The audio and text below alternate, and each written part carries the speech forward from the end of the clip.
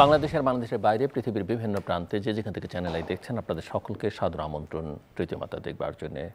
এক ধরনের টান উত্তেজনার মধ্যে বাংলাদেশ, চরম অনিশ্চয়তা, কি হবে, কি হতে যাচ্ছে, নির্বাচন কি হবে না হবে না, প্রফেসর ইউনূস কি অন্তর্বর্তীকালীন সরকারের প্রধান হিসেবে থাকছেন না পদত্যাগ করবেন, এই সরকার যেটা আছে সেটা থাকবে কি থাকবে না, নাকি প্রফেসর ইউনূসই থাকবেন, বাকিদের মধ্যে অদল বদল হবে। সংস্কারের যে রেটরিক আমরা গত কয়েক মাস ধরে শুনছি, সেই সংস্কারের আসলে কী হলো? একসময় আমরা শুনেছি যে ইতিহাসের সেরা নির্বাচন হবে, এখন বলা হচ্ছে, সরকার প্রধান স্বয়ং বলছেন যে এখন নির্বাচন হলে ব্যালট বক্স ছিনতাই হয়ে যাবে, অর্থাৎ এই নির্বাচন করবার জন্যে পুলিশ প্রস্তুত নয়। তাহলে গত 9 মাসে আসলে কি হলো?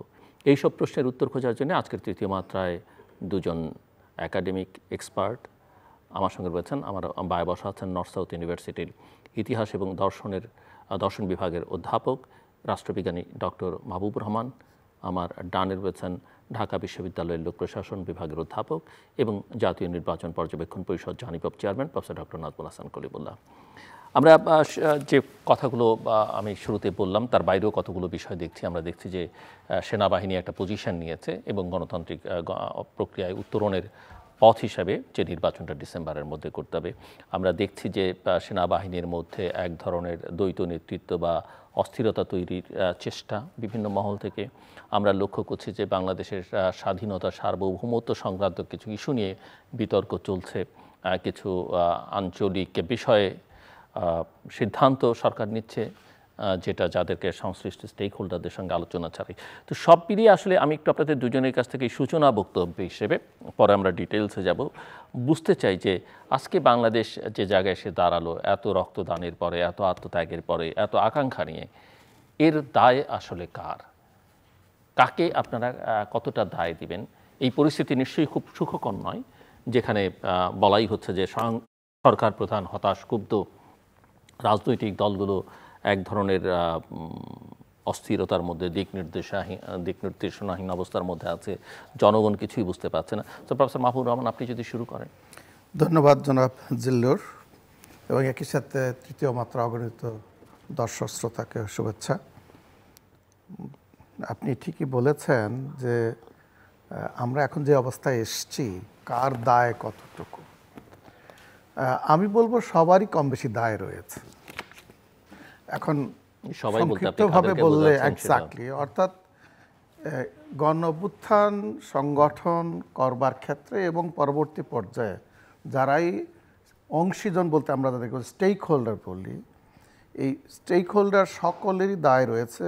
এখন প্রশ্ন হচ্ছে যে কার কতটুকু দায়, কিভাবে এবং কেন, এই বিষয়টা একটু সংক্ষিপ্তভাবে উল্লেখ করা প্রয়োজন।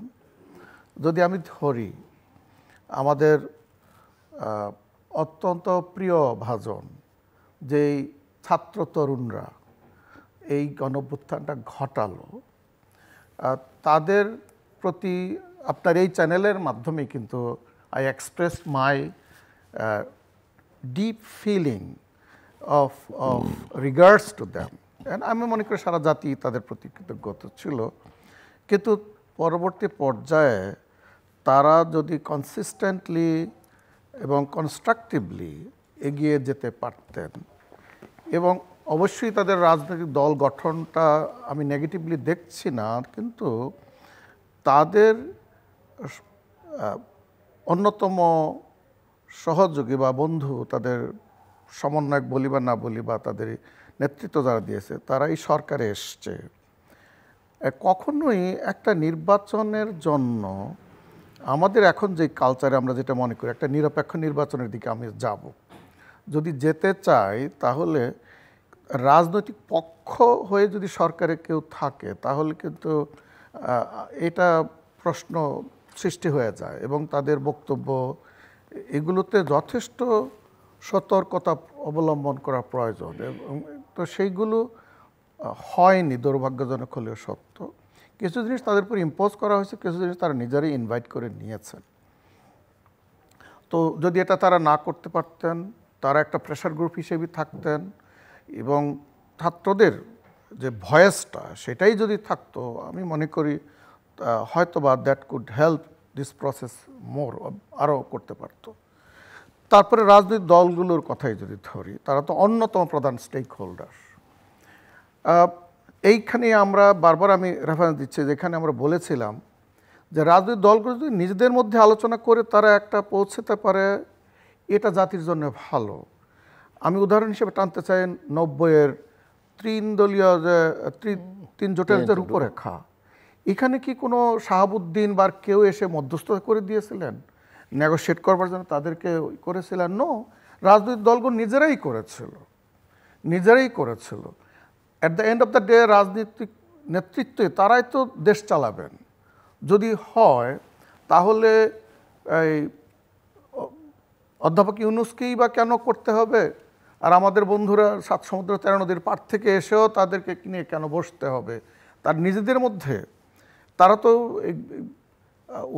16-17 বছর এই স্বৈরাচারী সরকারের আমলে তো তারা নিজেরা বসতেন। সেই তখনকার বসার চাইতে এখনকার বসাটাকে আরও বেশি গুরুত্বপূর্ণ নয়?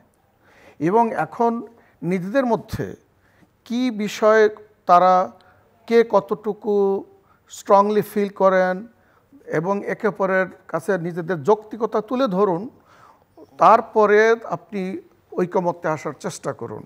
ঐকমত্য চাপিয়ে দেওয়ার কোনো জিনিস নয়, ঐকমত্য কোনো তৃতীয় পক্ষ থেকেও এটা ইম্পোজ করার বিষয় নয়। ঐকমত্য হচ্ছে সমাজের গভীর মূলে প্রথিত যে মানুষের মধ্যে যে চেতনা, যে উপলব্ধি, এটাকে অনুসন্ধান করার বিষয়। এইটা যদি রাজনৈতিক দলই করতে না পারে, তাহলে they are not representing the people. জনগণকে তার প্রতিনিধিত্ব করছেন না। যদি করে থাকেন তাহলে ইয়েস, হতে পারে এক একটি দল এক একভাবে দেখছে। তার কাছে জনগণ বলতে যেমন তারা ইউজ করে, হরতাল হলে যেমন বলা হতো জনগণ হরতাল সফল করেছে, সরকার বলছে জনগণ হরতাল প্রত্যাখ্যান করেছে, সবাই জনগণই বলতো। কিন্তু আমি সেই রেটরিকে আমরা যাচ্ছি না।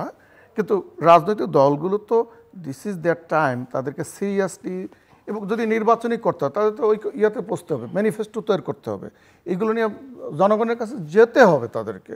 তো এমত অবস্থায় এখনই তাদেরকে যেসব বিষয়গুলো তাদেরকে মানে ব্যথার কারণ ছিল, মনোকষ্টের কারণ ছিল, সমস্যার বিষয় ছিল, এবং সবাই কম বেশি সাফার করেছে সেসব কারণে গত 16-17 বছর, ওয়ান অর দি আদার প্রত্যেকটি রাজনৈতিক দলই সাফার করেছেন। তো সেই জন্যে তাদের মধ্যেই পারস্পরিক আলোচনার ভিত্তিতে তারা যদি এগিয়ে যেতেন তাহলে কিন্তু সরকারের দিকে তাকিয়ে থাকার প্রয়োজন হতো। সরকার উড হ্যাভ ফলোড দ্যাম, তাদের এটাকে, এমনকি তারা প্রয়োজন বোধে তাদের এই ঐকমত্যের পরিধিকে প্রসারিত করবার জন্য তার নাগরিক সমাজকে ইনভলভ করতে পারতেন। আগে যেটা করেছিলেন আমাদের মিডিয়া বলি, তারপরে আমরা এমনকি যে স্টুডেন্ট বলি বা পেশাজীবীদেরকে বলি, সবাই কাছ থেকে তার শুনতে পারতেন। এটা কিন্তু অনেক বেশি গঠনমূলক হতে পারত, অনেক বেশি অ্যাকসেপ্টেবল হতো, ওয়াইডার হতো, বেটার হতো বলে আমি মনে করি। তো এটা গেল। এবং দুর্ভাগ্যজনক হলে সত্য, এই ব্যাপারে আমি ডিটেলস পরে শেয়ার করতে চাই, কেন রাজনৈতিক দলগুলো কোন জায়গায় এসে তারা একমত হতে পারছে না। বাস্তবে কিন্তু হচ্ছে, যদিও ডিপ্লোম্যাটিক্যালি অনেকেই বলছেন অনেক বেশি তারা একমত, এই দ্বিমত সামান্য কয়েকটা বিষয়ে। কখনো কখনো এই সামান্য যেটা বলা হচ্ছে বা মুষ্টিময়, এইগুলি কিন্তু বৃহৎ হয়ে দাঁড়ায় এবং কিপিং দ্যাম অ্যাপার্ট হয়ে দাঁড়ায়। তো সেটাতে আমরা পরে আসছি। এ হলো রাজনৈতিক দল। তারপরে আমি ইউনূস গভর্নমেন্টের কথাই ধরি। With all due respect, professor Yunus is a matter of pride for us. Bangladesh যেমন অনেকে শ্রদ্ধা করে, বিশ্বের যেখানে তিনি যান তিনি শ্রদ্ধাভাজন ব্যক্তি। কিন্তু কেরিজমা কিন্তু প্রতিষ্ঠানের উপরে যাওয়ার কোনো সুযোগ নেই, এটা আমাদের মনে রাখতে হবে। তো এইখানটায় এটাও মেনে নিতেই হবে যে ওনার কাছে যে প্রত্যাশা ছিল, ওনার যে একটা উপদেষ্টা পরিষদ আছে, এই পরিষদের লোকজনের পারফরমেন্স, আমি রাষ্ট্রবিজ্ঞানের একজন ক্ষুদ্র ছাত্র হিসেবে আমি মনে করি মানুষ কিন্তু মোটেই সন্তুষ্ট নয়, তাদের অধিকাংশের পারফরমেন্সের ব্যাপারে মোটেই সন্তুষ্ট নয়। এখানেই সম্ভব না। ওনার ইন্টারভিউ নিয়েছিলেন একজন সাংবাদিক, সম্পাদক, সেখানে তিনি টাফ কোয়েশ্চেন, অর্থাৎ ওনার টাফ কোয়েশ্চেনের মুখোমুখি হয়েছিলেন প্রফেসর ইউনূস। তিনি সেদিন যে কথাগুলো বলেছিলেন, আমার ধারণা করেছিলাম যে তা থেকে হয়তো কিছুটা উত্তরণের দিকে যাবে। কিন্তু প্রথম কথা হলো যে যেই দেশে ৮০ জনের মতো সচিব, তার মানে মন্ত্রণালয়ে কত সচিব, এতগুলো মন্ত্রণালয় এখন মাত্র ১৪ জন বা ১৬ জন মনে হয় টোটাল উপদেষ্টার সংখ্যা। তো মন্ত্রণালয় তো আছে কম হলেও অর্ধ শতাধিক। আপনি এতগুলো জিনিস আবার এই সমস্ত এরা হ্যান্ডেল করে, তো ফলে যা হবার প্রশাসনিক দিক থেকে তো এটা একটা মিসম্যানেজ ব্যাপার হয়ে দাঁড়িয়েছে। আর তারপরে তাদের দক্ষতার ব্যাপার যদি আমি দু একটা মন্ত্রণালয়ের দিকে তাকালি বোঝা যায় কতটা রুগ্ন অবস্থায় চলে গেছে। এটা তো মানুষ আশা করেনি, এটা তো যায় না সেদিক থেকে, এখানে হতাশা কাজ করেছে। সেনাবাহিনীর ব্যাপারটা একটু সেন্সিটিভ, আলোচনা করাটাও একটু কিন্তু যেহেতু তারা এখন সিনে চলে এসছেন, এখানে প্রশংসা করতে হবে, একই সাথে একটু সতর্কতার ব্যাপার আছে। প্রশংসা এই অর্থে যে এত বিশৃঙ্খলা থাকার পরেও সেনাবাহিনী কিন্তু ক্ষমতা নেয়নি এবং নেওয়ার ইচ্ছা প্রকাশ করেনি। It is good thing, it is good thing. হয়তো বলা হবে, এবং এটার মধ্যে সত্যতাও আছে, যে যখন গণঅভ্যুত্থান সংগঠিত হয় তখন ইন্টারেস্টিংলি এবং surprisingly or sadly enough Sheikh Hasina যখন পালান কাউকে তিনি রেখে যান নাই আর কি। অর্থাৎ পদত্যাগ করলে তো কারো কাছে, অর্থাৎ তিনি যেমন দলকে এতিম বানিয়ে গেলেন এবং নিজেই নিশ্চিহ্ন করার রাস্তা করে গেলেন, তেমনই যে সরকারি দায়িত্ব, যে একটা এত বড় একটা প্রতিষ্ঠান, it's a trust given to someone. If I am unable to carry out and I am leaving, I should not leave this empty, vacant. তিনি যদি রাখতেন সেটা রাইটলি অর রংলি হয়তো মানুষ গ্রহণ করতো না, কিন্তু তারপরেও তো ওইটাকে ভিত্তি করে কিছু করা যেতে পারতো। তো সেই সময় সেনা প্রধান তিনি বলছেন আপনারা আমার উপর আস্থা রাখতে পারেন, এবং তিনি রাজনৈতিক নেতৃত্বদেরকে ডাকলেন এবং সিভিল সোসাইটির কয়েকজনকে ডাকলেন।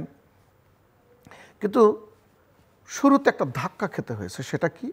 এটা যেমন ইতিবাচক ভালো দিক, তেমনি ৬২৬ জনের মতো ব্যক্তি যারা এই পতিত সরকারের একেবারে বিভিন্ন পর্যায়ের গুরুত্বপূর্ণ, তাদেরকে ক্যান্টনমেন্টে আশ্রয় দেওয়াটা, এটা হয়তো আশ্রয় দিয়েছিলেন মানবিক কারণে, এখানে আসলে খুব বেশি গুরুত্বপূর্ণ, মানে এর অধিকাংশ হচ্ছে পুলিশের কনস্টেবল, আমরা যে তালিকা দেখলাম। এবং আরেকটা জিনিস, সেটা তাদের যেটা ব্যাখ্যা হচ্ছে সেটা হচ্ছে যে যেইভাবে মব বা একটা পরিস্থিতিটা আরো অরাজক হয়ে উঠতে পারতো, সে কারণেই তারা, এবং তাদের কাস্টডিতে যারা ছিল, মানে তাদের কাছে যারা ছিল, তাদের অনেকে কিন্তু তারা পুলিশ আইনের হাতে সোপর্দ করেছেন, এখন কারাগারে আছেন। আচ্ছা, ধরুন যে সুপ্রিম কোর্টের আমি দুজন বিচারপতির কথাই বলি। একজন বিচারপতি যিনি এস আলমের কেসটাকে, এত একটা সুস্পষ্ট কেসকে যেভাবে তিনি খেললেন এটা নিয়ে, এবং তিনি বললেন তিনি শপথবদ্ধ রাজনীতিবিদ, মানে বিচার বিভাগকে শেষ করে দেওয়ার জন্য তো তারাই যথেষ্ট। আরেক বিচারপতি এখন জেলে আছে, কেমন, যিনি অনেক কিছু অঙ্গহানি ঘটিয়ে তারপর জেলে গেলেন। তো উনি যদি অপরাধী হন, জেলে যাওয়ার হন, তারাও তো এরকম অপরাধী বা হিসেবে চিহ্নিত, তাদেরকেও এইভাবে ছেড়ে দেওয়াটা, এটা কিন্তু একটা প্রশ্নদায়ক, বিরাট প্রশ্নদায়ক হয়েই রয়েছে।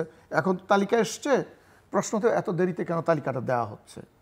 এবং অন টপ অফ ইট, এই কথা বলে আমি এই পর্যায়ে আলোচনা শেষ করতে চাচ্ছি, সেটা হলো যে কিন্তু নির্বাচন এর ব্যাপারে সেনাপ্রধানের বক্তব্যটা কিন্তু সবাই সহজভাবে নিচ্ছে না, এটা মনে রাখতে হবে।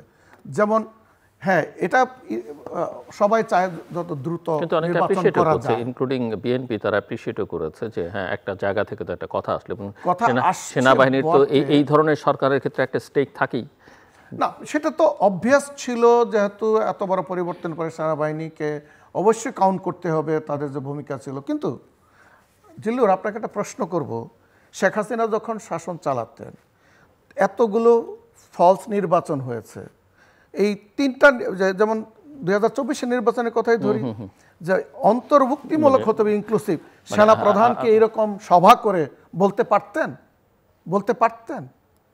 যদি না হয়ে থাকে তাহলে এখন কেন বলবেন? সেটার আবার আরেকটা প্রশ্ন আছে, যে সেই সময় অনেকেই প্রশ্ন তোলেন যে সেনাবাহিনী কেন 14-তে, 18-তে, 21, 24-এ ভূমিকা রাখলো না নির্বাচনগুলোর সময় বা আগে পরে। এই ধরনের একটা প্রতিষ্ঠানের পক্ষে আসলে এটা আপনি আরও ভালো বলতে পারবেন, প্রফেসর কলিমুল্লাহ ভালো বলতে, বক্তব্য রাখতে পারে কিনা, ভূমিকা রাখতে পারে কিনা। কিন্তু যখন জনগণ রাজপথে, যখন এটা পরিষ্কার যে জনগণ আসলে তাকে কখনো চায় না, আগেরটা ছিল ইনভিজিবল, আগের ইলেকশনগুলোতে জনগণ ভোট দিতে চায়নি, পলিটিক্যাল পার্টিগুলো ওইভাবে জিনিসটা মোবিলাইজ করতে পারেনি, কিন্তু যখন বোঝাই গেছে যে মানুষ আসলে তাকে প্রত্যাখ্যান করছে, তখন সেনাবাহিনী তার ভূমিকা পালন করছে। এটা একটা ব্যাখ্যা হতে পারে কিনা?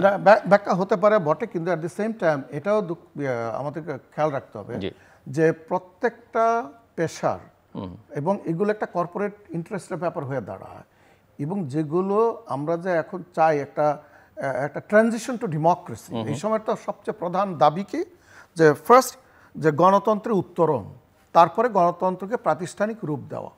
এটা তো ওয়ান টাইম ভোট দিয়ে তারপরে শেষ করে দেওয়ার জন্য তো এই ইলেকশন নয়। তো সেটা যদি করতে হয় তাহলে এই ক্ষেত্রে সেনাবাহিনীর পেশাদারিত্ব, তার একটা ভূমিকা মানে কোথায় থাকবে, কতটুকু থাকবে। ইয়েস, এই সরকার যে ভুলটা করেছে আমি মনে করি সেটা হচ্ছে কতগুলো সেন্সিটিভ বিষয়, যেমন ধরেই নেই যে কন্টেইনারের ব্যাপারটা, চিটাগাংয়ের কথাই ধরি, কিংবা নিরাপত্তা উপদেষ্টা নিয়োগের কথাই বলি, কিংবা মিয়ানমারের ইস্যুতে, এগুলো যেগুলো প্রতিরক্ষা বাহিনীর সংশ্লিষ্টতার ব্যাপার আছে, কনসালটেশনটা উড হ্যাভ হেল্পড। ধন্যবাদ। আমার অগ্রজ প্রতিম, এবং আমি শুরুতে উল্লেখ করিনি যে যেখানে বলা হচ্ছিল যে কয়েকদিন ধরে প্রফেসর ইউনূস পদত্যাগ করতে পারেন, বা তিনি বলছেন যে যেহেতু তিনি কাজ করতে পারেন।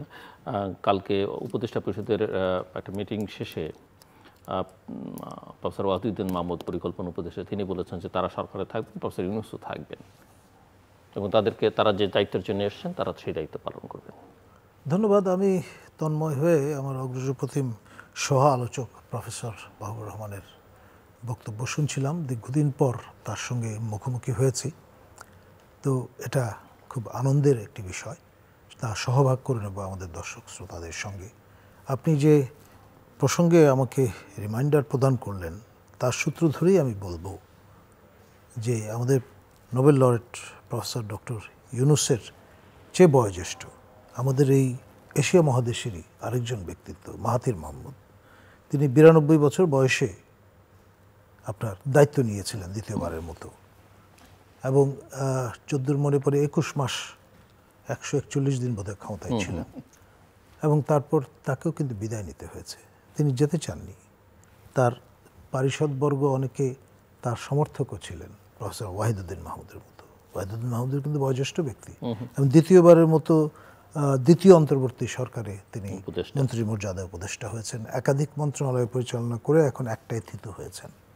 তো একবার সেই অমল ধবল চেয়ারে কেউ বসলে কেউ আর যেতে চান না। এটা শেখ হাসিনার ক্ষেত্রেও যেমন সত্যি ছিল, আপনার আমরা কার্টুন দেখেছি ডেইলি স্টারের মতো পত্রিকা, যে এক ধরনের স্টিকি চেয়ার, সবাই পশ্চাৎ দেশ ভালো রকমের শক্তপোক্তভাবে সেখানে সংস্থাপিত করতে চান। তো সেখানে আপনার বর্তমানে যারা আছেন তাদের তো মৌতার থাকবে, এটাই স্বাভাবিক। এটা হবসলক রুশো পড়া মানুষ, উনি আমিও, এক একজন এক একভাবে ব্যাখ্যা করেছেন, বা কেউ বলেছেন হিউম্যান নেচারই হচ্ছে ন্যাস্টি, ব্রুটিশ অ্যান্ড শর্ট। তো ফলে সেই জ্যাকেল অ্যান্ড হাইড তো এদের সবার মধ্যেই আছে, in one form and other. তো তাতে অবাক হওয়ার কিছু নেই। বিষয় যেটি হচ্ছে সেটি হচ্ছে, আপনি যদি সচেতন থাকেন তাহলে অবশ্যই আপনি পারবেন ওই সিদ্ধান্ত দিতে কখন ব্যাকজ্ঞানে যেতে হবে। এখন এখানে বোধহয় মাত্রা জ্ঞানের একটা বিষয় আছে। বয়স মানুষকে অনেক সময় আপনার নতুনতর কাণ্ডজ্ঞান প্রদান করে, যেটা আপনার ওই বাতিনি জ্ঞান এবং জাহিরি জ্ঞানের যে কম্বিনেশন বা পার্থক্য, সেই জায়গায় মানুষকে দাঁড় করিয়ে দেয় মাঝামাঝি একটা জায়গায়। তো সেই রকম তাদের সঙ্গে পুরো জাতীয় কিন্তু এরকম একটা দোলাচলে পড়ে গেছে। কেউ হালকা করে রসিকতা করে বলছেন এক ধরনের নাটক হচ্ছে, এবং প্রফেসর ইউনূসের মতো ব্যক্তিত্ব নাটক করবেন, the last person to believe that. তিনি সর্বজন শ্রদ্ধেয় একজন মানুষ, আমাদের সবার অভিভাবক, আমাদেরই পেশার মানুষ। সেটাও কিন্তু আরেকটা বিষয়, আমাদের পেশার সম্মান এখানে জড়িত। পরবর্তীতে তিনি হয়তো আপনার পেশার মানুষরা আবার নাটক অসম্মানজনক করতে কাজও পারবেন করেছে এমনটি তো না। আছেন, ব্ল্যাক শিপ তো সব সেটা জায়গায় নয়, পাওয়া যাবে, সেটা নয়। কিন্তু আমরা তাকে সেই ক্যাটাগরিতে মানে ফেলতে চাই না সঙ্গত বেশ কারণে। কয়েকজনই আছেন আপনাদের পেশার মানুষ এই সরকারে এখন। জি আছে, এতে কোনো সন্দেহ নেই। কিন্তু এবং সরাসরি আমাদের ঢাকা বিশ্ববিদ্যালয়ের কলিগ একাধিক ব্যক্তি আছেন, তারা সবাই আমাদের চেয়ে বয়োজ্যেষ্ঠ। তো এখন যে ব্যাপারটা একটু কালেকটিভ উইলের একটা ব্যাপার, ইটস এ টিম ওয়ার্ক। এখন পালের গোদা যিনি, তিনি যদি ভুল করেন তাহলে সবাই কিন্তু তাদের সবার কাঁধে সেটা বর্তাবে। তো সেই রকম একটা জায়গায় আমরা এসে উপনীত হয়েছি। এখন মূল যে বিষয়টা সেটি হচ্ছে আমাদের বাংলাদেশের সবচেয়ে বড় রাজনৈতিক দল, সক্রিয় রাজনৈতিক দল বাংলাদেশ জাতীয়তাবাদী দলের কোর্টে কিন্তু বল। তারা যদি ঠিকমতো খেলতে পারেন তাহলে নির্বাচন হবে, আর না হলে নির্বাচন হবে না, পরিষ্কার কথা।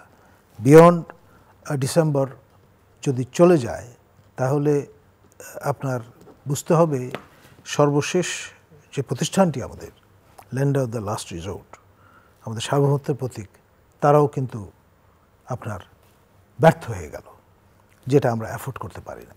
আমাদের মাননীয় সেনাপ্রধান পরিষ্কার দ্ব্যর্থহীন ভাষায় তিনি বলেছেন যে 1 জানুয়ারি হচ্ছে কাট অফ ডেট, এর মধ্যে নির্বাচন হতেই হবে, কোনো রকমের ডিলে ডালি করার সুযোগ নেই। এখন আমাদের মাননীয় প্রধান উপদেষ্টা তো জাতির উদ্দেশ্যে ভাষণ দিয়েই বলেছেন যে ডিসেম্বর থেকে জুন। আবার একজন মাননীয় উপদেষ্টা সর্বশেষ যেটা জানান দিয়েছেন যে রিফর্ম, বিচার এবং নির্বাচন, এই 3টি কাজের জন্য তারা দায়িত্ব নিয়েছেন, শুধুমাত্র নির্বাচনের জন্য নয়। আবার একদিন এখন আগে তো প্রশ্ন হচ্ছে যে কোন রিফর্মটাই তারা করলেন, কোন বিচারটাই তারা করলেন, এখন পর্যন্ত 9 মাসে তো একটাও দৃশ্যমান না।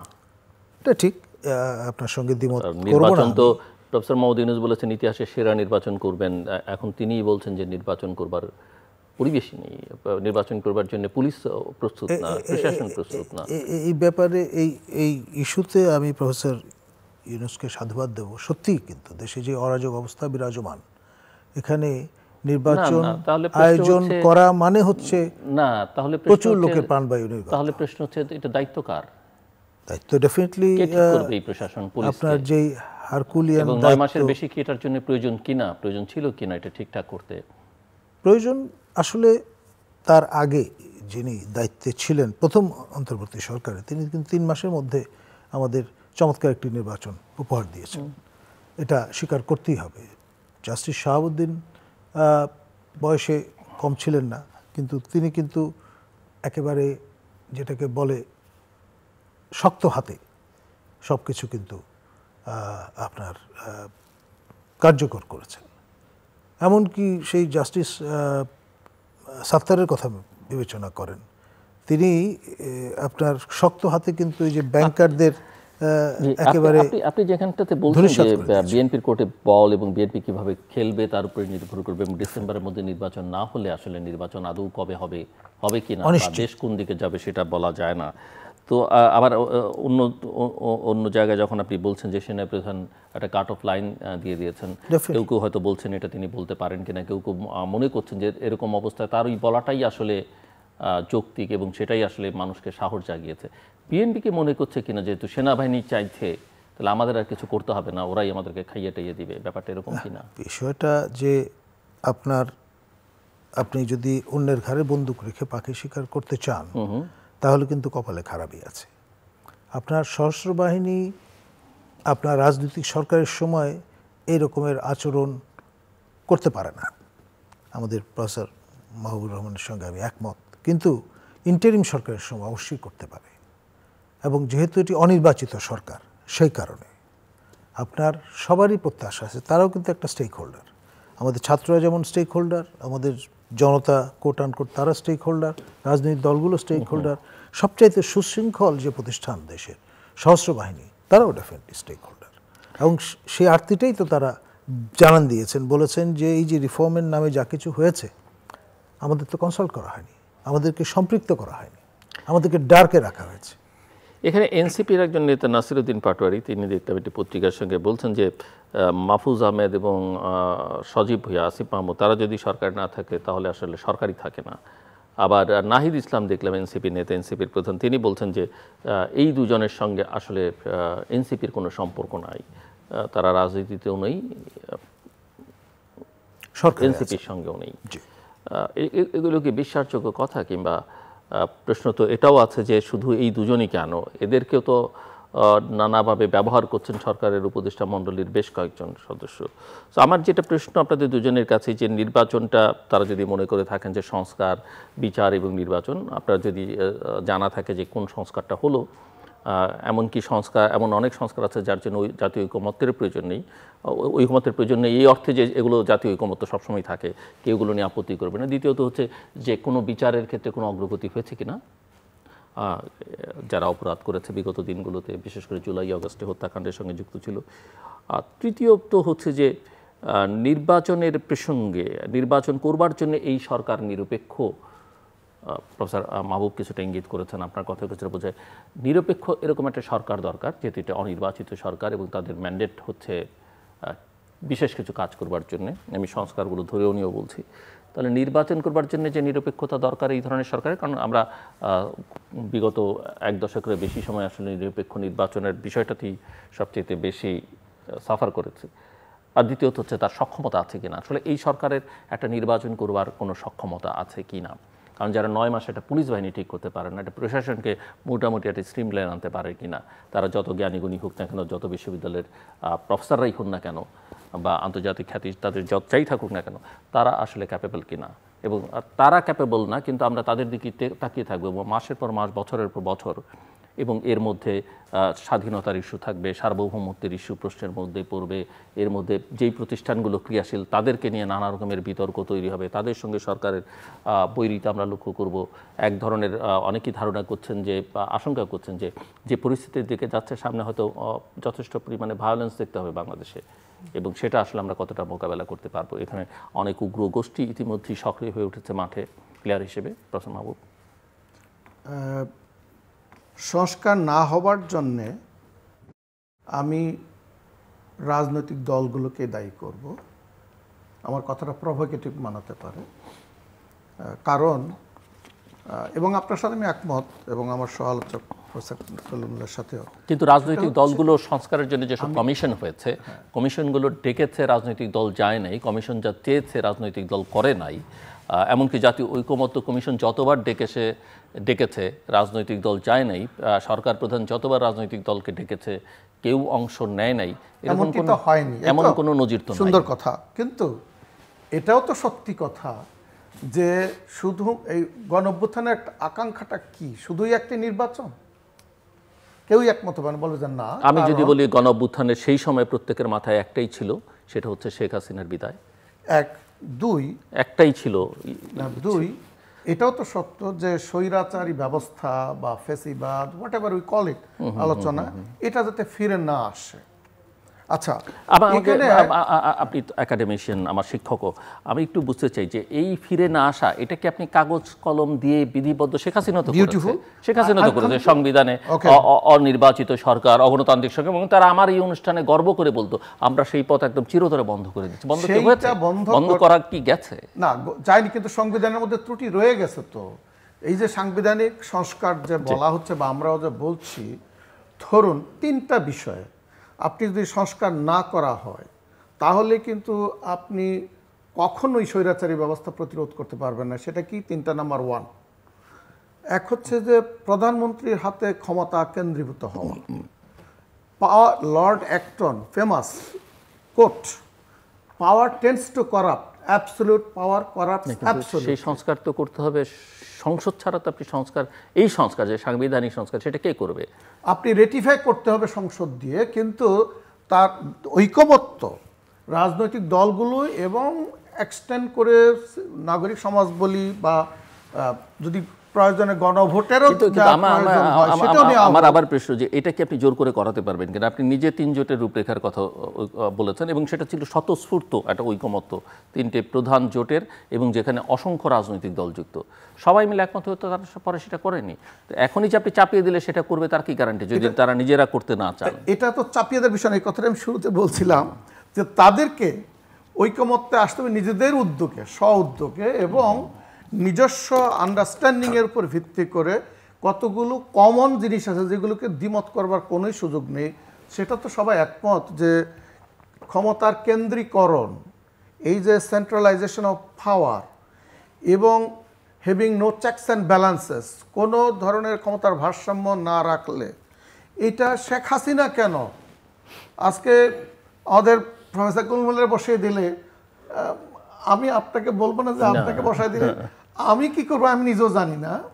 তো কাজে এই চেয়ারটাকে দিকে খেয়াল রাখতে হবে। কারণ দেখুন, আপনি যুক্তরাষ্ট্রের দিকে যদি তাকাই, যুক্তরাষ্ট্রে এখন যিনি দেশটা চালাচ্ছেন তার ব্যাপারে সবচেয়ে বেশি শঙ্কা বাকিরা করে যে 3টা প্রতিষ্ঠান যেগুলো যুক্তরাষ্ট্রের চেকস অ্যান্ড ব্যালেন্সকে এনশিওর করতো, এদের কিন্তু ওই একই দল সব জায়গায় ওই ব্যক্তি সব নিয়ন্ত্রণ হওয়াতে এত দীর্ঘদিনের লালিত মডেল ডেমোক্রেসি আজকে হুমকির মুখে পড়ছে। নিজের দেশের উচ্চশিক্ষা বিরুদ্ধে নিজেই মনে যুদ্ধ ঘোষণা করছে এবং কত কিছু হতে যাচ্ছে। কথাটা এখানে গুরুত্বপূর্ণ যে এক হলো প্রধানমন্ত্রীর যিনি হন না কেন তার ক্ষমতাকে কখনোই এই এত আনলিমিটেড রাখা যাবে না। এই ব্যাপারে ঐকমত্যে পৌঁছতে হবে, না হলে পরে একটা ইলেকশন কেন, যে কটাই নির্বাচনই করা হোক না কেন, এই নির্বাচন আমাদেরকে সেটা তো বিএনপিও বলছে যে তারা 2বারের বেশি কাউকে ক্ষমতা দেখতে চায় না। এটা এনাফ না তো। তারা যেমন, যদি আমি বলি 3টা মুদ্রা কথা, সেখানে আমি যদি কেউ থাকতো আমি তাদের সাথে ডিবেট করতে রাজি আছি। সেটা হলো যে সাংবিধানিক কাউন্সিল যে গঠন করার প্রস্তাব করা হয়েছে, সেখানে যে একটা কাউন্সিল হবে, যেই কাউন্সিলে কনস্টিটিউশনাল পজিশনগুলোতে অ্যাপয়েন্টমেন্ট দেওয়া, এমন কি এই প্রধানমন্ত্রী প্রেসিডেন্টের কাছে সুপারিশনামা দেওয়া হবে। তিনি সেটা দেখবেন, তাহলে হবে কি যে এখনকার যে সিস্টেম আছে বাংলাদেশের সংবিধানের, যে একমাত্র প্রধানমন্ত্রী এবং প্রধান বিচারপতির নিয়োগ ছাড়া রাষ্ট্রপতি সব ব্যাপারে প্রধানমন্ত্রীর অনুযায়ী কাজ করতে বাধ্য। তো এটাতে হচ্ছেটা কি, প্রধানমন্ত্রীর ইচ্ছাই সব কিছু হচ্ছে। তো এইখানে তো হাত দেওয়া দরকার, কারণ কনস্টিটিউশনাল পোস্টগুলোতে যারা বসেন, আপনি দুনিয়ার গণতান্ত্রিক দেশগুলো দেখুন, সেই পজিশনে যারা বসে তাদেরকে অনেক ভেটিংয়ের মধ্যে দিয়ে আসতে হয়, অনেক শুনানির মধ্যে দিয়ে আসতে হয়, চেকিংয়ের মধ্যে দিয়ে আসতে হয়। তো এইটা কিন্তু গণতন্ত্রের জন্য প্রয়োজন, প্রতিষ্ঠান গড়ে তোলার জন্য প্রয়োজন। এই ব্যাপারে তো দ্বিমত করা উচিত নয়। কিন্তু দেখুন, চেক করে আমাদের সব দলকে একমত হয়েছে? প্রধান বিরোধী দল বলতে আমরা এখনও যাদেরকে মনে করি তারা কি একমত হয়েছে? হয়নি। বলছে এতে নাকি সরকার দুর্বল হয়ে যাবে, 1 নম্বর। 2 নম্বর, আপনি আসেন যে সংসদ সদস্যরা দলের সিদ্ধান্তের বাইরে ভোট দিতে পারবেন না। প্রস্তাব করেছে একমাত্র অর্থ বিল ছাড়া আর সব বিষয়ে তারা ভোট দিতে পারবেন। আচ্ছা, যদি আপনি তা করতে না দেন তাহলে তো সেই রাবার স্ট্যাম্প হয়ে গেল, yes sir, fine sir and very good sir. ওটা দিয়ে ডিফেন্স চলে, ওটা দিয়ে পার্লামেন্ট চলতে পারে না, ওটা দিয়ে রাজনীতি চলতে পারে না, ওটা দিয়ে জনগণের কোনো বিষয় সমাধান করা যায় না। একটা এমপি, সংসদ সদস্য, তিনি জনগণকে রিপ্রেজেন্ট করেন, তিনি তো তার জনগণের সাথে বিক্রি করতে পারেন না। দলের কেন্দ্রীয় নেতৃত্ব বলে দিল ইয়াস এটা বলবা, তার মানে এটা কি, তারা তাদের বিবেক, তাদের সব কিছুটা বন্ধক দিয়ে তারপরে সংসদ সদস্য হতে হবে? এটা তো হওয়া উচিত নয়। সেইখানেও তো একমত হয়নি। কাজেই আমরা যদি দেখি যে ঐকমত্যের সংস্কারে, সংবিধানের সংস্কারের জন্য যেগুলো এই 16 বছর নিষ্পেষিত হওয়ার পরে সবাই ফিল করেছে যে আমরা এমন একটা ব্যবস্থার দিকে যেতে চাই যে সিস্টেমটা আমাদেরকে আর স্বৈরাচারের দিকে নিবে না। ইয়াস, ব্যক্তি এদিক সেদিক করতে পারে, চেষ্টা করবেন, no man is infallible, they may try, কিন্তু সিস্টেম, প্রতিষ্ঠানটা এমন হওয়া উচিত, ওর চেক দিবে। ওই চেকটা হাইপোথেটিক্যালি যদি ধরি, এই ঐকমত্য কমিশন যেভাবে ঐক্য করবার চেষ্টা করছে বা যে বিষয়ে ঐকমত্য প্রতিষ্ঠার চেষ্টা হচ্ছে, কোনো রাজনৈতিক দল যদি মনে করে সেটা তাদের রং ডিসিশন হতে পারে বা তাদের জনগণের বিপক্ষে একটা অবস্থান হতে পারে, আমি যদি এভাবেই দেখি, আমি চাই না, এবং তার রাইট আছে, গণতান্ত্রিক অধিকার আছে, তাহলে আপনি কী করবেন? আচ্ছা, সে চায় না, তখন ক্যাম্পেইনটা হতে পারে ইলেকশনের সময় গিয়ে যে এই দল এই ভালো কাজটা চায় নাই, অন্য দল হয়তো এই ক্যাম্পেইনটা করতে পারে যারা চেয়েছে। কিন্তু এর বাইরে আপনি কি জোর করে রাজনৈতিক দলকে বাধ্য করতে পারবেন? আপনি কি চান আমাদের তরুণরা আবার বারবার রক্ত দিবে? আবারও এই রক্ত গঙ্গা আমাদের বয়ে দিতে হবে? এনাফ নয়, এনাফ ইজ এনাফ। এখনও যদি আমাদের রাজনৈতিক নেতৃত্ব বোধোদয় না ঘটে, আমরা অন্য আলোচনায় গেলাম না, আপনি রাজনৈতিক দলগুলো কাঠামোর দিকে খেয়াল করুন, দ্য ওয়ে দে অপারেট, তার দিকে খেয়াল করুন। কোথায় গণতান্ত্রিকতা? আপনি অগণতান্ত্রিক মানসিকতা দিয়ে দল পরিচালনা করে আপনি দেশে গণতন্ত্র প্রতিষ্ঠা করবেন, কোথায় আছে? কে বলবে? কিন্তু তাহলে সেটা যে নতুন রাজনৈতিক সংগঠন যারা করছে, যে তরুণরা করছে, তাদের মধ্যেও তো সেই লক্ষণ নাই। ওইখানটা এবার আসি যে তারা কি সেটা করছে? তারা তো এখনো দল ভ্রূণেই রয়ে গেছে, তাদের তো কোনো বিকাশই ঘটে নাই। ওদের তো মানে ওই রাজধানীতে কতিপয় ছাত্র কি নেতাও বলবো না, সমন্বয়ক, কারণ তাদের আসলে এই ছেলেগুলো অবদান অসীম, কিন্তু তাদের সংগঠন তো দুর্বল, এবং যে দল তারা গঠন করেছে এখনো তো পেরিফেরাল, প্রত্যন্ত অঞ্চলে তো তাদের কোনো শাখার দিকেও নজর নাই, ওদিকে গড়িয়ে তুলতে পারেনি। It takes time. এবং যদি বিএনপির জন্য এটা ইতিবাচক কথা হবে, এবং ছাত্রদের জন্য আমি মনে করি এই কথাটা মনে রাখার বিষয়, সেটি হচ্ছে যে বিএনপি কিন্তু জিয়াউর রহমানের দ্বারা প্রতিষ্ঠিত হলেও বিএনপি সত্যিকারের গণতান্ত্রিক দলের মর্যাদা পেয়েছে খালেদার আমলে এরশাদ বিরোধী আন্দোলন করতে গিয়ে, জনভিত্তি পেয়েছে। আদারওয়াইজ বিএনপিকে বলা হতো বিএনপি মানে basically not a party, BNP. আচ্ছা, কিন্তু খালেদা জিয়া নো প্রমাণ করেছে নো, এটা কিংস পার্টি না, জনগণের পার্টি, বাংলাদেশ নাই পার্টি, বাংলাদেশ নো পার্টি। তো এইটাও এখন যে দলই যারাই গঠন করুক, it's a matter of time and experience, তাদেরকে বিকাশ হতে হবে, তারপরে তারা করতে পারবে। প্রফেসর কলিমুল্লাহ, দেখুন, প্রফেসর মাহবুব যে বিশ্লেষণটা উপনীত হলেন, তাদের বিকশিত হতে হবে। আর বিকশিত হওয়ার জন্যই কিন্তু নির্বাচন পিছিয়ে যাবে, কারণ তারা এখন টডলার, বা তার ভাষায় এমব্রায়োনিক স্টেজে। এটা কিন্তু আমি বলি না, বলবো না যে ওই এটা কিন্তু সন্দেহের একটা কারণ, মানে বিষয়টাকে আপনি সেদিকে নিয়ে যেতে পারেন না, এটা হওয়া উচিত নয়। উচিত নয়, কিন্তু পৃথিবীতে প্রচুর কাজ হয়েছে যেটা অনুচিত, পৃথিবীর ইতিহাস তাই বলে। এখন আপনার এই যে তাদের বিকশিত হওয়ার জন্যে যে স্পেসটা দরকার, সেইটা জাতি অ্যাফোর্ড করতে পারে কিনা দিতে এই মুহূর্তে। দেখুন, আমি আবার একটা কথা আমি ইন্টারজেক্ট করতে বাধ্য হচ্ছি, যে রাষ্ট্রীয় পৃষ্ঠপোষকতায় যখন একটি দল গড়ে ওঠে, তখন কিন্তু রাজনৈতিক দলে অনেক চরিত্র সেখানে থাকে না, হারিয়ে ফেলে। রাজনৈতিক দল এই যে মাঠে পোর খাওয়া যে জীবন, ছাত্ররা তো আন্দোলন করেছে, জীবন দিয়েই করেছে, সেই হিসেবে তাদেরকে অবশ্যই আমরা শ্রদ্ধা করি, কিন্তু রাজনৈতিক দল গঠন করার পরে তাদেরকে তো টেস্টের মধ্যে দিয়ে আসতেই হবে। সেই পর্যায়ে ছাড়া শুধু কেউ এটা বাংলায় কথা আছে, বিশাল সম্পদের মালিক জমিদার বাবা, কেমন শিল্পপতি বাবা, বিশাল সম্পদ ছেলেকে দিলেন, ছেলে কিন্তু এই প্রতিষ্ঠান চালানোর কোনো তার ইয়ে নেই, সে সব শেষ করে দিতে তার সময় লাগবে না। তো কাজেই এই দিকটা আমাদের খেয়াল করা দরকার, যে ইয়েস, ইট টেক্স টাইম।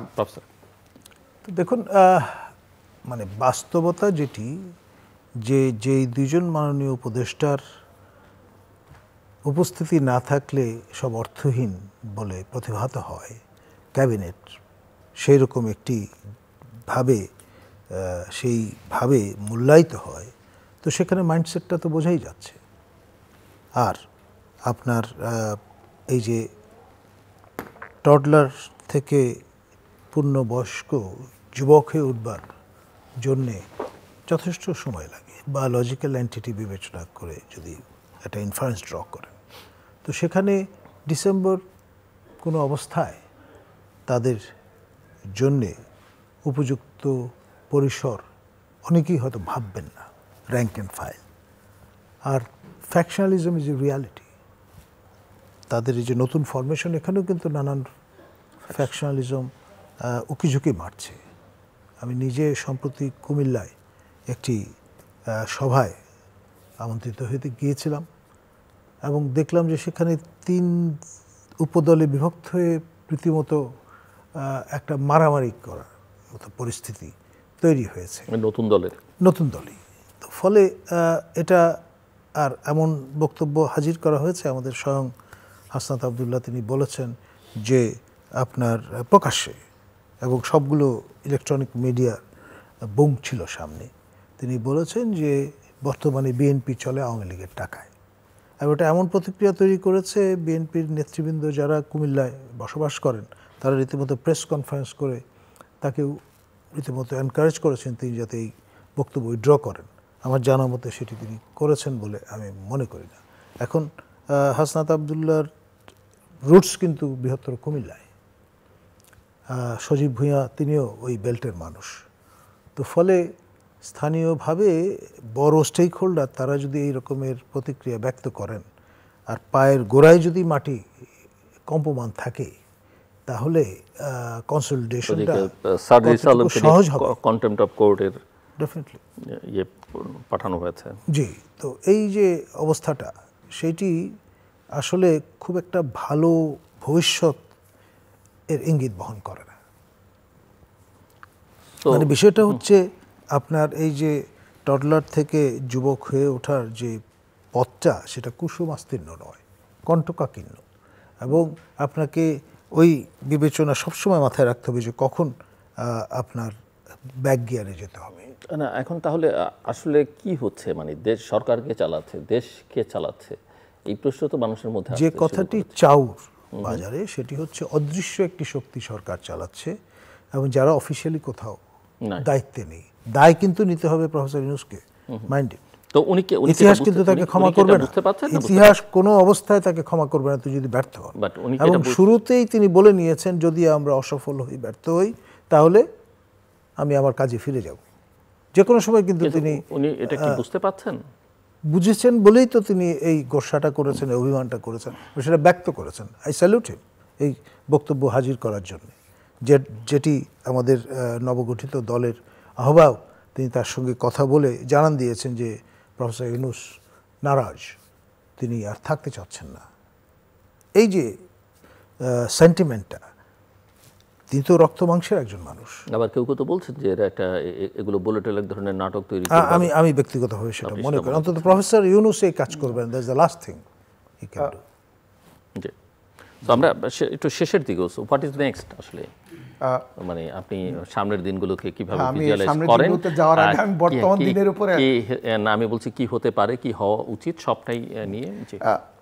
সামনের দিনে যাওয়ার আগে আমি বর্তমানের উপরে দুটা মন্তব্য করতে চাচ্ছি। একটি হচ্ছে যে প্রফেসর ইউনূস যে একটু হতাশ, ক্ষুব্ধ হয়ে যে রিজাইন করতে চাচ্ছেন এইটা জানিয়ে দিয়েছিলেন, এটা শুধুমাত্র কোনো একটা পার্টিকুলার বিষয় নয়, তিনি কিন্তু ক্লিয়ার করেছেন। আপনি দেখুন না মাঠের অবস্থা, এইভাবে কি একটা দেশ চলতে পারে? যে সবাই যে দাবি আদায়ের জন্য যেইভাবে গিয়ে যমুনার উপরে সারা ঢাকা শহর অচল করে রাখা হচ্ছে, এটা কি পুলিশ দিয়ে সব দূর করে দেওয়া যাবে? এটা কি সম্ভব? নো। এইখানে কিন্তু স্টেক হোল্ডারদের রোল আছে, they have to come to an agreement and understanding. এবং এই জিনিসগুলি কিন্তু এখন আমি মনে করি আজকে এই মুহূর্তে হয়তো একটা দলের সাথে বসছেন তিনি প্রফেসর ইউনূস, এবং সন্ধ্যা 7টার পরে আরেকটা দলের সাথে তিনি বসছেন। আমার ধারণা এই বিষয়গুলো আলোচনায় আসবে, নাহলে তো মানে কী বলা হয়, বেসলেস বা এমটি প্রমিস দিলেই যে এটা হয়ে যাবে ব্যাপারটা তা নয়। তাদেরকে প্রমাণ করতে হবে যে তারা যে প্রতিশ্রুতি দিচ্ছেন, if they are living by that, এটা প্রমাণ করতে হবে, নাহলে তো প্রফেসর ইউনূস চালাতে পারবেন না, এই অবস্থা থেকে উত্তরণ ঘটবে না। তবে আমি এটাও মনে করি এই অবস্থা আসার জন্য শুধুমাত্র যারা দাবি দেওয়া করে বা রাজনৈতিক দলগুলো তারাই দায়ী তা নয়, স্বয়ং প্রফেসর ইউনূসের যে ক্যাবিনেট আছে, উপদেষ্টা পরিষদ, তারা উল্লেখযোগ্যভাবে দায়ী। কারণ এই রকম, sorry to use the word, if I sound very uncourteous, because এখনকার দিনে আমাদের রাজনীতিবিদরাও দেখি এত অশ্রাব্য ভাষায় কথাবার্তা বলেন, এই কোনো দায়িত্বশীলতার পরিচয় বহন করে না, মানে খুবই। সেটা হচ্ছে যে যদি প্রফেসর ইউনূস সফল হতে চান, তাহলে ওনার যারা লেফটেন্যান্ট, সহযোগী, তারা আর দে ইকুইপড, আর দে ফাংশনিং, তাদের নিজস্ব ফিল্ডেই রেটিং করা দরকার। যে আসলে তারা কত ভাগ সফল কত ভাগ ব্যর্থ, আমাদের একটা জরিপে হওয়া উচিত। এবং তার ভিত্তিতে আপনি যদি বলেন অবস্থার পরিবর্তনের জন্য, আমি মনে করি এই জরুরিভাবেই ক্যাবিনেট রিশাফল ইজ আ মাস্ট। আমি এটা দেখে আমি খুশি হতে পারিনি যে প্রফেসর ওয়াহিদুদ্দিন মাহমুদ বলতেছেন যে না আমরা আছি, মানে উনি আছেন এবং উপদেষ্টারাও আছেন। It will not make the nation relieved or happy. আমি মনে করি তাদের এইখানে এই চেঞ্জ রিশাফল ইজ আ মাস্ট। তবে এখন কেউ কেউ বলছেন একটা জাতীয় সরকার করা যায় কি না, বিভিন্ন দল থেকে প্রতিনিধিত্ব নিয়ে। আমি ব্যক্তিগত এটার বিরোধী, কারণ এটা ইতিবাচক দেখা গেল, এর মধ্যে নেতিবাচকতা আছে। কি ইতিবাচকতা হচ্ছে এই যে দলগুলো তখন তাদের লোক আছে, ততে তারা এক ধরনের ওই যেমন ছাত্রদেরকে নিয়ে যেরকম মনে করা হয়েছিল, ছাত্রদেরকে অংশীদার করা হলো, কিন্তু এটাও তো একটা ভুল হতো হয়েছে, এটাতে না হয় নাই গেলাম আজকের আলোচনায়। এখন রাজনৈতিক দলগুলোর হয়তো মনে হয় আমাদের 2 জন আছে, সে দল বলবে আমাদের 5 জন আছে, আমাদের 3 জন আছে, but they will create problem, কারণ you are going for an election. ইলেকশনের আগে রাজনৈতিক আনুগত্য, সমর্থন, পক্ষপাতিত্ব, দুর্বলতা এই সরকারের থাকা উচিত নয়। এবং আমি মনে করি প্রফেসর ইউনূস যদি এইটাও ক্লিয়ার করতে পারেন, যেমন পার্সোনালি আই লাভ স্টুডেন্টস, উনিও তাদেরকে উনি বলছেন তার নিয়োগ করতেন, he loves them, we all love, but নির্বাচন যাতে কোনোভাবেই প্রভাবিত না হয় তাদের কারণে ওই ওয়ান ওয়ার দি আদার, এটা এনশিওর করা প্রয়োজন, না হলে আস্থা আসবে না তো। আর শুধুমাত্র অন্যান্য ফ্যাক্টরিতে নির্বাচনের পথে বাধা হয়ে দাঁড়াবে, ল্যাক অফ প্রিপারেশন, অনেক কিছু রয়েছে, সেটা অবশ্যই আলোচনার ভিত্তিতে ঠিক করতে হবে। কিন্তু এই জিনিসটা প্রফেসর ইউনূসকে আমার মনে হয় রাদার টেকনোক্রেট জাতীয় হোক, দেশে কি দক্ষ লোকের এতই অভাব? আমরা কি এমনই মরুভূমিতে বাস করি যে একেবারে, মানে আমি with all due respect, they have done enough, 9 months enough is enough. এখন তিনি আশা করি একটু যোগ্যতর লোক পারফর্ম করতে পারবেন, এই ধরনের মানুষ দিয়ে ক্যাবিনেটটা গঠন করে তার রোড ম্যাপ ঠিক করবেন, তারিখ ঘোষণা করবেন এবং সবাইকে সাথে নিয়ে সমন্বিতভাবে ইলেকশনের দিকে এগিয়ে যাবেন। আমি মনে করি that could be the way out. Professor Rahman যে কথা বলেছেন তার মধ্যে মেরিট আছে। হাই টাইম আপনার খোল নিচে পাল্টে ফেলা, যদি সম্মান রক্ষা করতে হয়। যে আস্থার জায়গাটায় আমরা আমাদের মাননীয় প্রধান উপদেষ্টাকে বসতে দেখেছি, সেই আস্থা যদি অটুট রাখতে হয়, অবিলম্বে এই ক্যাবিনেট ভেঙে দিয়ে আপনার ফিউশন অফ নিউ ব্লাড এটি এনশিওর করতে হবে এবং প্রয়োজনে তাকেও পথ ছেড়ে দেওয়াটা হবে সবচাইতে বুদ্ধিমানের কাজ। এই জন্যে যে afresh you can start and within 90 days you can get it over with. কোনো রকমের ছায়া আছে, কোনো রকমের শঙ্কা আছে, কোনো রকমের প্রশ্ন তোলার সুযোগ আছে, এই রকমের একটা ক্যাবিনেট আর নতুন করে আমরা পরীক্ষা। কেউ কেউ মনে করছেন যে প্রফেসর ইউনূস যদি ছেড়ে দেন তাহলে একটা জাতীয় সংকট তৈরি হবে। আমি তা মনে করি না। আপনি কি মনে করেন, মানে আমি মনে করি যে সমাধান হতে পারে কোন প্রক্রিয়া? আপনার পৃথিবীতে কোনো মানুষ, কোনো প্রাণী ইনডিসপেন্সিবল না, হুএভার ইট মে বি। এখন জাতির প্রয়োজনে একটা সময় প্রয়োজন ছিল প্রফেসর ইউনূসকে অ্যাপ্রোচ করার, আমরা সেটা করেছি এবং 9 মাসে যেখানে যুদ্ধ করে একটি দেশ স্বাধীন হয়ে যেতে পারে, সেখানে একটি সরকার সফল হবে না কেন? যদি না হয়, we can have a new government. What's wrong in that? এখন প্রফেসর মাহবুব বলছেন যে দেশে কি লোক নেই, সেটা অবশ্যই, ক্যাবিনেটের জন্য বলছেন। তবে আমি একটু সংশোধন করতে চাই। আমি ফিল করছি প্রফেসর নাজমুল কষ্টটা, ক্ষোভটা এবং কনসার্নটাও, আমি আই শেয়ার দ্যাট, বাট আমি মনে করি এটা একটা কনসেনসাসের ব্যাপার হয়ে দাঁড়িয়েছে। দেখুন, প্রফেসর ইউনূসের প্রতি আস্থা দলমত নির্বিশেষে কিন্তু বাংলাদেশে সমাজের সবাই কিন্তু এখনো পুনর্ব্যক্ত করছেন। তবে professor Kalimul is correct that no person is indispensable, এটি কিন্তু ব্রডার ওয়েতে, শর্ট টার্মের জন্য যেমন এটা কি শর্ট টার্ম না মিড টার্ম না লং টার্ম, আমরা তো কেউ বুঝতে পারছি না। এটা তো আমরা শর্ট টার্মের জন্য মেনে নেই, তারপরে দেখি পরিষ্কার না। শর্ট টার্মে যদি এটা আমরা আমাদের কাঙ্ক্ষিত গন্তব্যে যদি পৌঁছতে না পারি, পরে দেখা যাবে ডেফিনেটলি। কিন্তু আরেকটা প্রবণতা বাংলাদেশে, যেটা শেখ হাসিনার সময় ছিল, আগে পরেও কম বেশি ছিল, শেখ হাসিনার সময় বেশি, যে সবাইকে নিয়ে সমালোচনা করা যাবে, সবার উপরে দোষ চাপিয়ে যাবে, কেবলমাত্র সরকার প্রধানের উপরে কিছু বলা যাবে না, শেখ হাসিনাকে নিয়ে কিছু বলা যাবে না।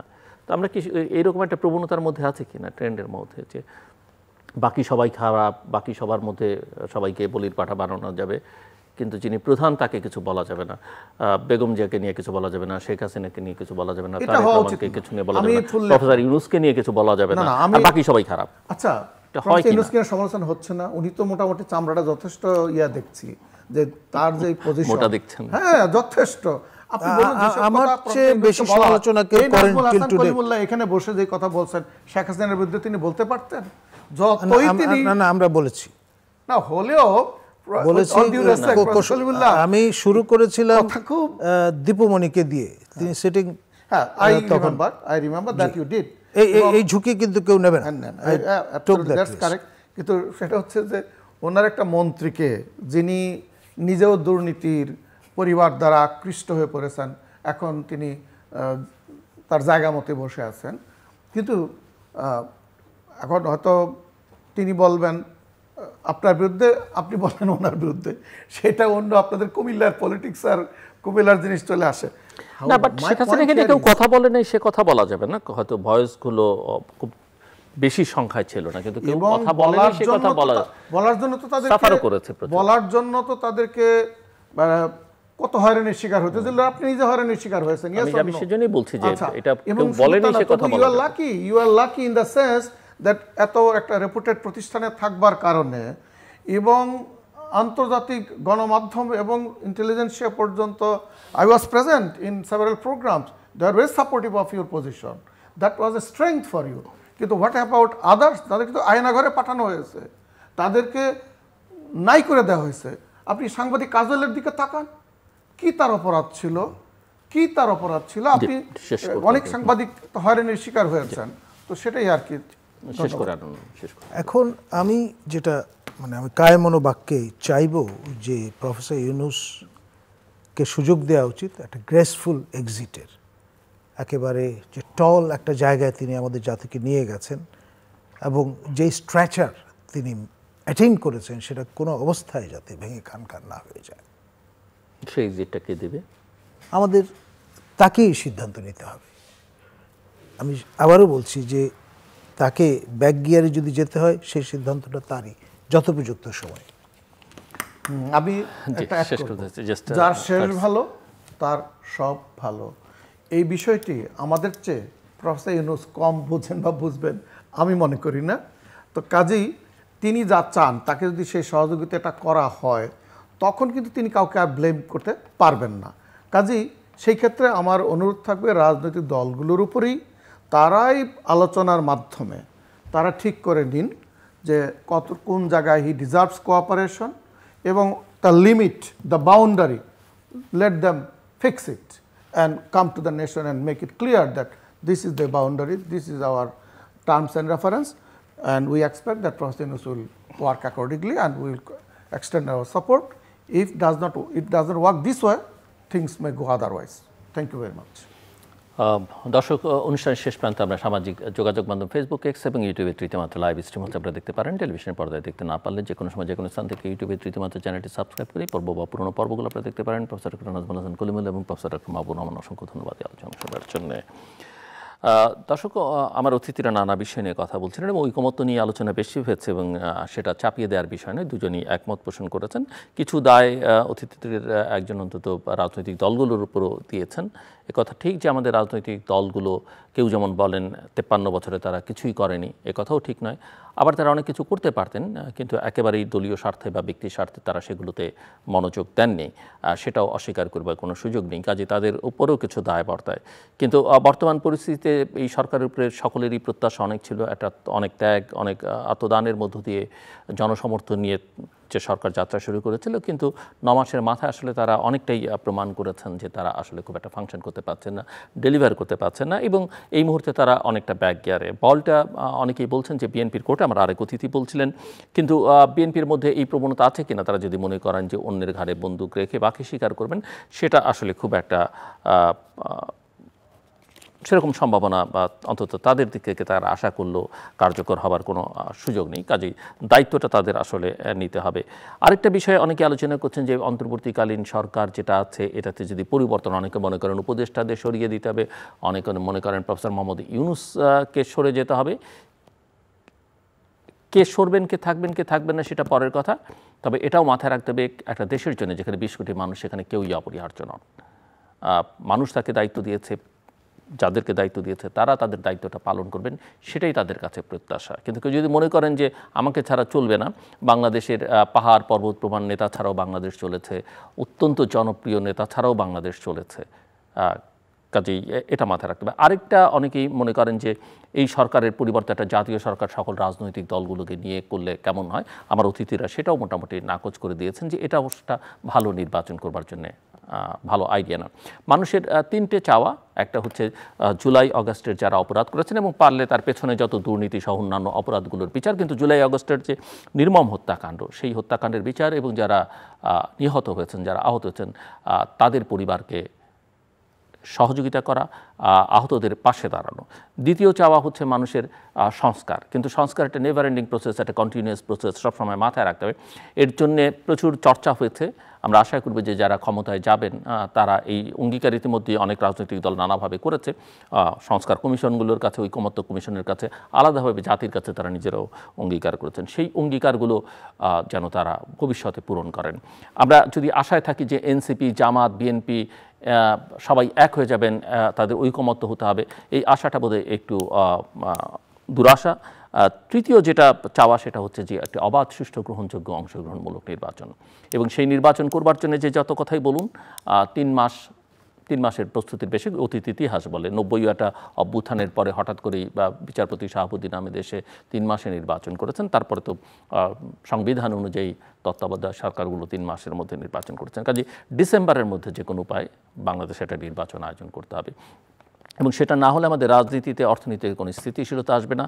এবং ডিসেম্বরের মধ্যে যদি নির্বাচন না হয়, কারণ ইতিমধ্যেই নানা গোষ্ঠী সরকারের ভেতরে বাইরে নানা ষড়যন্ত্রে লিপ্ত, তো কবে নির্বাচন হবে এই আশা নিরাশার দোলাচলেই আসলে বাংলাদেশের মানুষকে আগামী দিনে ঘুরপাক খেতে হবে যদি না ডিসেম্বরের মধ্যে নির্বাচন হয়। কাজে আমাদের সকলের উচিত যে কোনো প্রক্রিয়ার মধ্যে একটা ভালো নির্বাচন আয়োজনের জন্য যেটুকু কাজ করা দরকার সেটা করা। বাকি কাজ পরে করা যাবে, এখন করতে পারলে ভালো, কিন্তু করবার সক্ষমতা যে নেই সেটা কিন্তু 9 মাসে প্রমাণিত হয়েছে। আমাদের সঙ্গে থাকবার জন্য অসংখ্য ধন্যবাদ। আপনাদের সবার জন্য শুভকামনা।